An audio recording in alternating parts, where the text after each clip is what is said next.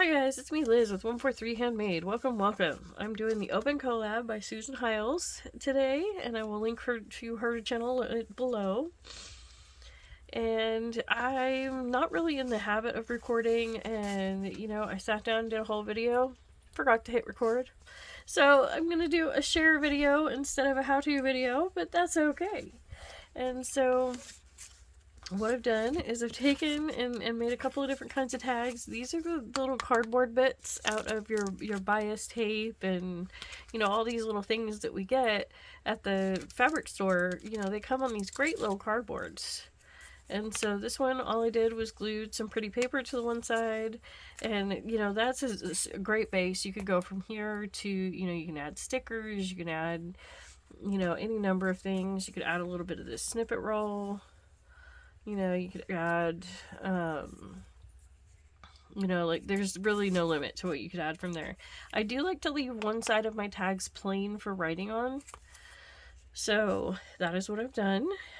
And these are like super basic. These are ones that you could easily do with kids. You're just gluing pretty paper to one side. You could cut up the paper so that way they could do a collage thing, kind of like the snippet rolls, or just the single paper.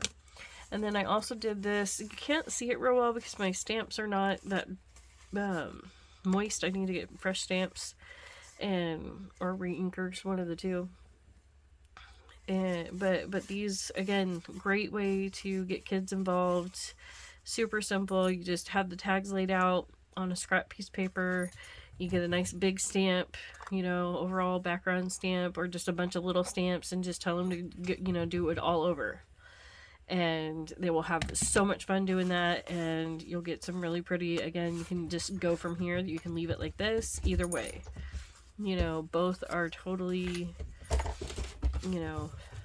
usable. But then I got out my snippet roll, and I decided to go ahead and glue it to, at first I was just going to do this one, but then I was like, okay, well, once I cut it, those threads are going to be free. So then I just went ahead and I filled up the entire snippet roll with different tags, and then this was just a scrap piece of paper to take up that last little bit.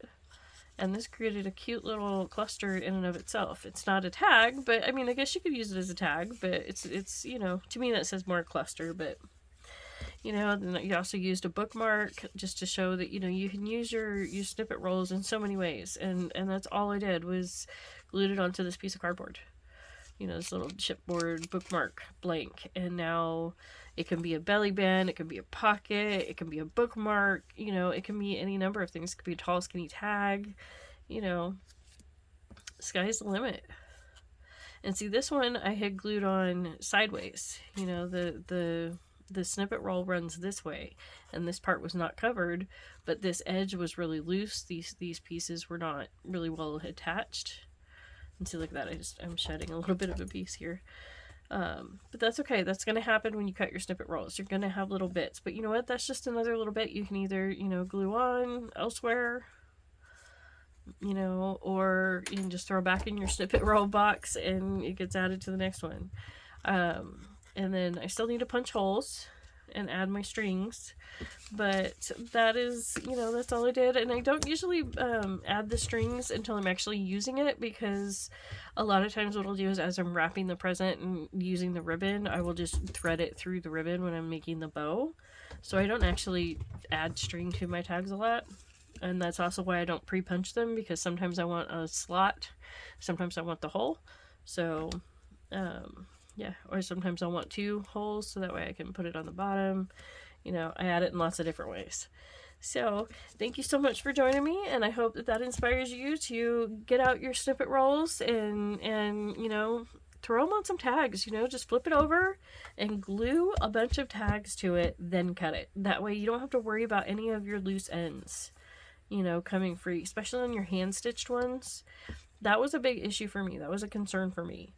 But by doing it this way, because you can see, the idea is I just went through and I just glued, a whole line of them on here like this, and then I went through and cut it. Like that's all there was to that. But how that would anchor all of those stitches really, really nicely. So thank you so much. I will see you guys again soon.